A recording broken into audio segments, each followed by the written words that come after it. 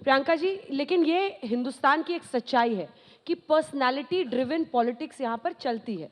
और 8 साल सत्ता में रहने के बाद भी इंडिया टुडे का जो मूड ऑफ द नेशन है, उसमें प्रधानमंत्री नरेंद्र मोदी की लोकप्रियता सबसे ऊपर है और बढ़ रही है पिछले दिनों। क्या ये संकेत नहीं है कि आपको विपक्ष की तरफ से भी एक ऐसा पर्सनालिटी चाहिए होगा जो काउंटर करे क्रेडिबिलिटी फैक्टर पे? बार बार इस बारे में चर्चा होती है कि India is not a personality driven country. Indian Bharat रहा नहीं है पर्सनालिटी। एक इंदिरा गांधी जी का समय ज़रूर रहा होगा और अब हम नरेंद्र मोदी जी का समय देख रहे हैं। पर आप लीडरशिप में आप अंतर देखिए, इंदिरा गांधी जी की लीडरशिप में और नरेंद्र मोदी जी की लीडरशिप में, जहां उन्होंने जनता की बात की, ये सिर्फ अपने बारे में बात करते हैं।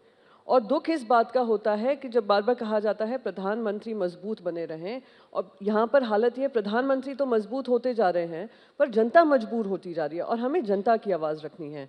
और रही बात विपक्ष के सामने होना चाहिए, जब भी मैं लोगों से बात करती हूँ, स्पेशली टेलीविजन चैनल्स कहते हैं देयर इज़ नो ऑल्टरनेटिव, कोई ऑल्टरनेटिव नहीं है। TINA is a very Christian Indian non Indian concept. TINA नाम ही, there is no alternative concept ही नॉन इंडियन है। हमारे यहाँ पे ये प्रथा है, सीता माँ के, अगर सीता का हम फुल फॉर्म करेंगे, समवन इज देयर ऑलवेज। तो अगर जनता किसी को विपक्ष में चुनकर देगी भी, तो हम वो देवे गौड़ा जी की बात कर रहे थे, इंद्र कुमार गुजराल जी की थी, उनके भी टेन्योर काफ़ी सक्सेसफुल रहे, भले ही छोटे रहे। तो ये स्थायी सरकार बनी है। और ऑपोजिशन की अगर बात करें, सारे विपक्ष एक साथ होकर, तो यूपीए सरकार अच्छी चली है। आप यूपीए के सारे आंकड़े देख लीजिए, स्थायी सरकार थी, लीडरशिप निकली थी, लीडरशिप अच्छी चली थी, जनता ने उसको सपोर्ट किया था। तो ये कॉन्सेंट्रेशन ऑफ पावर नहीं होना चाहिए, ये डिसेंट्रलाइजेशन ऑफ पावर होना बहुत ज़रूरी है। जब कॉन्सेंट्रेशन ऑफ पावर होता है, तब आप देखते हैं ईडी, हमारी सारी इंडिपेंडेंट एजेंसीज मजबूर हो जाती हैं। सुप्रीम कोर्ट के बारे में अनाप शनाप बातें हो रही हैं, क्योंकि सुप्रीम कोर्ट कुछ ऐसे निर्णय ले रहा है, बातें कर रहा है, जिसकी वजह से इनको तकलीफ हो रही है। इलेक्शन कमीशन के जो चीफ हैं, उनको अपॉइंट करने के लिए भी सवालिया निशान इलेक्शन कमीशन के बारे में पूछा जा रहा है सुप्रीम कोर्ट की तरफ से। तो सबको आप मजबूर कर देना, सारी एजेंसीज का इंडिपेंडेंस खत्म कर देना, ये प्रजातंत्र के लिए हानिकारक है। तो कॉन्सेंट्रेशन ऑफ पावर नहीं होनी चाहिए, और पर्सनैलिटी कल्ट इस देश में हमेशा एक अनसक्सेसफुल प्रथा है। ठीक है, इसका भी जवाब दीजिए। 3 सवाल जोड़ रहे हैं। सबसे पहले, एजेंसीज का इस्तेमाल तमाम पार्टियों, विरोधी पार्टियों के, कोई भी जो आप पर सवाल खड़े करे वो देश विरोधी हो जाता है।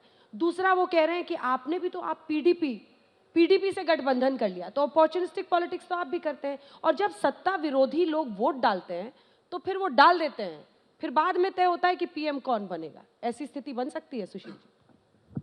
देखिए, एक तो शक्ति सिंह गोहिल जी ने कहा कि हम कभी धोखा नहीं देते हैं, यानी कांग्रेस ने। तो चौधरी चरण सिंह को किसने धोखा दिया? चंद्रशेखर की सरकार को किसने गिराया? तो ऐसे दर्जनों उदाहरण मिलेंगे राजनीति में कि कांग्रेस ने किस प्रकार से पहले वायदा किया और फिर उस वायदे के विपरीत जाकर उस सरकार को गिरा दिया। देखिए, मुद्दा ये नहीं है, मुद्दा ये कि क्या आम आदमी पार्टी राहुल गांधी के नेतृत्व को स्वीकार करेगी क्या? श्री अरविंद केजरीवाल कहते हैं कि मैं इंजीनियर हूँ, मैं स्कूल बना सकता हूँ, अस्पताल बना सकता हूँ, लेकिन मैं अलायंस और एडजस्टमेंट की पॉलिटिक्स में नहीं जानता हूँ। और अभी तक तो आम आदमी पार्टी ने किसी राज्य में कोई समझौता नहीं किया किसी पार्टी के साथ। तो इसलिए ये पार्टियां एक साथ नरेंद्र मोदी का मुकाबला करने के लिए नहीं आ सकती है। और जहाँ तक सीबीआई और ईडी के दुरुपयोग की बात है, तो मैं आपको ये बता दूं कि विपक्षी एकता की जो बात होती है, जब मनीष सिसोदिया पर रेड हो रहा था तो कांग्रेस के लोग तालियां बजा रहे थे। कांग्रेस के जो प्रदेश के नेता थे खुश थे और कहा कि महाकरप्ट ये सरकार है। और जब सोनिया गांधी और राहुल गांधी पर ईडी की कार्रवाई हो रही थी, तो आम आदमी पार्टी ने राज्यसभा में और लोकसभा में तो कह रहे नहीं, वो राज्यसभा में चुपचाप बैठे रहे, कभी उनका साथ नहीं दिया। तो जहां पार्टियों में इतनी मतभिन्नता है, क्या केसीआर और कांग्रेस एक साथ आ सकते हैं? जो मैंने पहले कहा कि ममता बनर्जी और क्या सीपीएम एक साथ आ सकते हैं? क्या आम आदमी पार्टी और कांग्रेस एक साथ आ सकते हैं?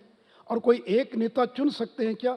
अगर 71 सफल रहा तो कि इंदिरा गांधी का नेतृत्व था, 1977 सफल था क्योंकि जयप्रकाश नारायण का नेतृत्व था। तो लीडरशिप चाहिए।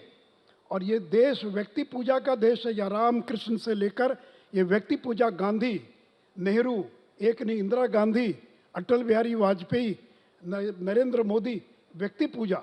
व्यक्ति पूजा अच्छा है या गलत है, मैं उस पर अभी डिबेट नहीं कर रहा हूँ। लेकिन आज देश का जो चुनाव वो प्रेसिडेंशियल लेवल, जिस तरह से प्रेसिडेंशियल चुनाव होता है अमेरिका के अंदर, उस पैटर्न पर चुनाव होता है। तो जिन लोगों ने विधानसभा के, आपके लिए एक नहीं, मेरी खुशी की सुन बात है लीजिए। सर कि विपक्ष एकजुट नहीं है, मेरी बात सुन लीजिए। वो आपके लिए बेस्ट पिच है। बेस्ट मैच की बात है, अगर वो एक भी हो जाए तो क्या फर्क पड़ता है। गुजरात में तो आम आदमी पार्टी और कांग्रेस अलग अलग चुनाव लड़ रही थी, इन दोनों के वोटों को जोड़ लीजिए तो भी हम कम से कम 125 जीतते हैं हम।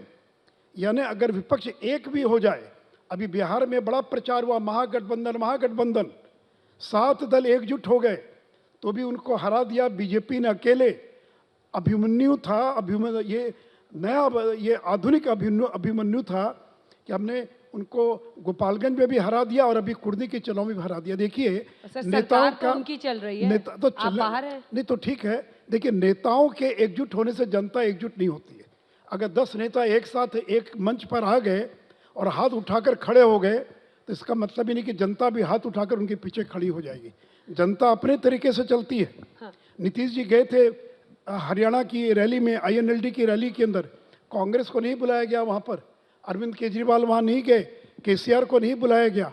तो देखिए कहीं पर कांग्रेस जाएगी तो वहाँ आम आदमी पार्टी नहीं जाएगी, कहीं आम आदमी पार्टी जाएगी तो KCR नहीं जाएंगे। ठीक है। तो इसलिए देखिए अभी जो मुद्दा आज आपका वो है 2024 का लोकसभा चुनाव, और जिन लोगों ने इस विधानसभा या MCD इलेक्शन के अंदर अगर आम आदमी पार्टी को वोट दिया तो वो लोग लोकसभा चुनाव में नरेंद्र मोदी को वोट करेंगे। और आपने देख लिया जी कि आम आदमी पार्टी प्रचंड बहुमत से जीती विधानसभा का चुनाव, और उसके बाद जब लोकसभा का चुनाव हुआ तो दिल्ली के अंदर 7 की 7 सीटें बीजेपी जीत गई। ठीक है। तो इसलिए गोयल जो मतदाता विधानसभा या नगर निकाय में वोट करता किसी एक पार्टी को, वो आवश्यक नहीं कि उसी पार्टी को लोकसभा चुनाव के अंदर वोट करे, और लोकसभा में जिसको वोट करता वो आवश्यक नहीं है कि विधानसभा में उसी पार्टी को वोट करे। ठीक है।